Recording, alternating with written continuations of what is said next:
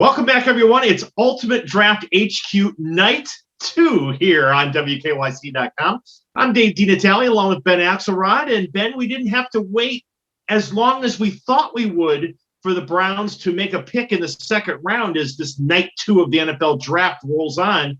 Because, and Andrew Berry talked about this the other day. If there was somebody that was worthy of them moving up for, they certainly were going to do that. And they get a guy that a lot of people thought was a first-round talent in linebacker from Notre Dame, Jeremiah Owusu-Koramoah.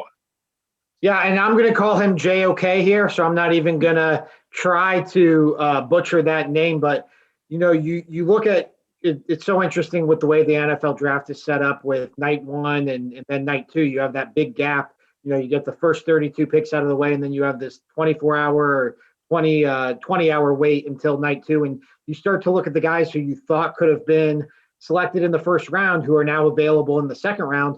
And JOK was one of those guys at the top of a lot of people's lists. Says, hey, this guy was going in mock drafts, throughout the draft process. He was going to the Browns in a lot of these mock drafts, and lo and behold, this second round starts off and he keeps sliding, and it's one of those things that I think we've learned with Andrew Berry, whether it's last year picking Jedrick Wills with the number 10 pick, yesterday picking Greg Newsome the second with the number 26 pick, and now here they trade up here, and Twitter was pretty quick to guess who it was for, and lo and behold, the Browns go out and they get JOK. So just another piece to this defense, another move to kind of overhaul and modernize this Cleveland Browns defense. And obviously a lot of people happy about this because they feel like they got a first round talent here in the second round.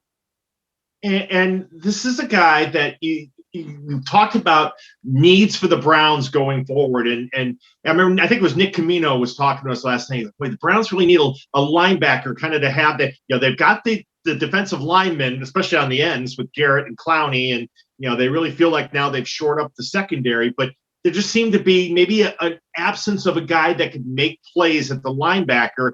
And as you call him, JOK, it doesn't matter if you put him inside or outside. He kind of, I know you kind of reading your analysis, he's kind of a tweener at 6'2", 221 pounds, but he does make plays. Yeah, you go back to a year ago when we were talking about the Browns having that number 10 pick, and aside from the offensive lineman, one of the players who was coming up a lot was Isaiah Simmons, the linebacker / safety from Clemson, and he wound up going, I think, 8th to the Arizona Cardinals before the Browns even got up to the clock. But this is the same type of player. This is kind of that Swiss Army knife. I almost hesitate to call him a linebacker. I guess we call him a linebacker because we have to define these players in some sort of position, but he's really more of just that Swiss Army knife. He can play inside and help you stop the run. He can move outside and play nickel. He's great in coverage. He had 11.5 tackles for a loss a year ago at Notre Dame when he won the Butkus Award. This is not, your traditional Dick Butkus type of, grinded up the middle, stop the run, blitz, Ray Lewis, Brian Urlacher type of linebacker. This is really a guy who, you could see them play him out in the secondary. You could see them move him up to the rush off the edge. You could see them play him in the nickel, play him in, a more traditional linebacker type of role. This is a guy who I don't know, when we fill out the depth charts here in a couple of weeks and see what the Browns have here, I'm not sure where I'm going to slot him in, but he's going to be a guy who's going to be getting a lot of reps, I imagine, and really giving the Browns that versatility that they lacked at times last season. Well, it seems like, you're playing 6 games out of your 16 against the AFC North. And we saw last year, despite the Browns being a playoff team, they couldn't stop Lamar Jackson. Whether it's with his arm or a lot of times with his legs, they couldn't stop Lamar Jackson. Joe Burrow and that Bengals offense is only going to get better, and we know what Roethlisberger can do. I mean, you got to be able to adjust to this 21st century NFL game, that's a little bit more spread out now and more quarterback heavy, with quarterbacks that we talked about last night are multi-dimensional. And it seems like you've got yourself a multi-dimensional defensive player to adjust to this opposition game. Yeah, and it's just more speed on the defense. I don't think you can ever go wrong in today's NFL getting faster. And I thought it was interesting. So the Browns pick at 52nd. I believe it was the pick right after them. The Pittsburgh Steelers picked Pat Freiermuth, the tight end from Penn State, who's nicknamed Baby Gronk. And we saw yesterday Kyle Pitts go, 4th overall. These tight ends are prevalent. We've seen the issues the Browns have had covering Mark Andrews with the Baltimore Ravens. Tight ends are a prevalent weapon throughout the NFL. And, this is a guy, JOK, who you can put on a tight end, who you can say, hey, go erase Mark Andrews, or, we think this is going to be a passing play. We're going to put you in the slot. But if it's a run play, we don't feel like we're losing a lot in terms of the size and speed that we have out there on the field. So, again, I just think, you can't say enough about the versatility. You can't say enough about the speed that he adds. And overall, just a good football player. I mean, I was looking Pro Football Focus, one of the advanced analytics sites. They had him rated as their 19th overall prospect.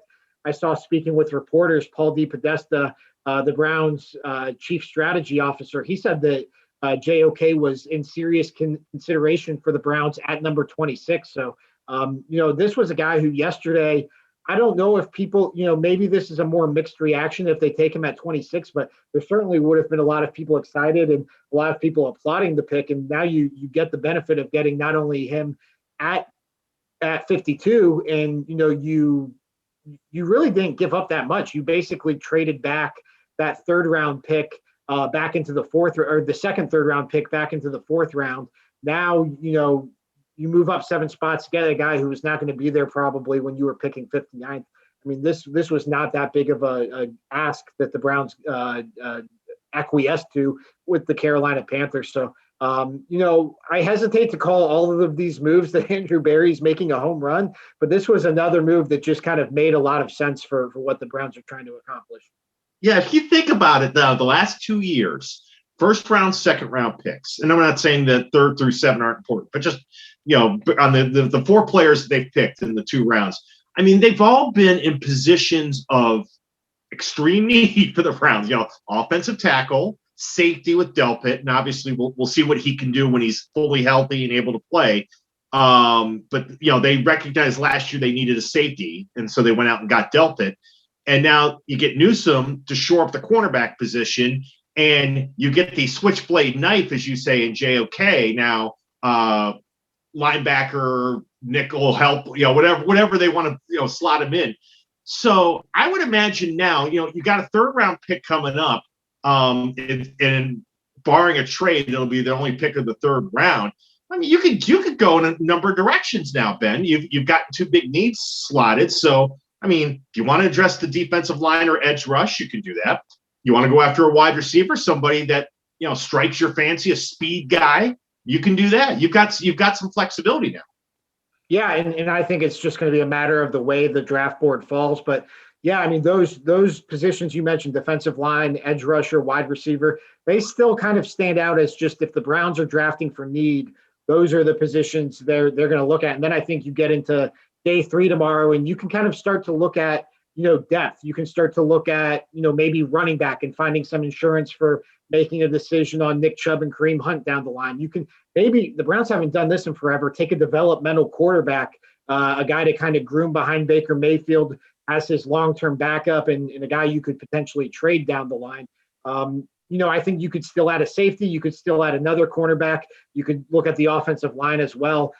Day 3, there's a lot of positions they could go, but round 3, I should say, here coming up in just a few picks. Yeah, I think you're looking at defensive end. I think you're looking at wide receiver. I think you're looking at defensive tackle. And I thought linebacker, I thought they were probably going to wait on linebacker. I thought that was going to be the round 3 position. That's where they took Jacob Phillips a year ago. That just kind of seems to be this front office's MO, is, to not heavily emphasize the linebacker position. But again, I hesitate to call JOK a linebacker. And, you get to a point where just the value is too good when he's sliding into the 50s. And this is a guy who some people are pegging as a top 20 talent.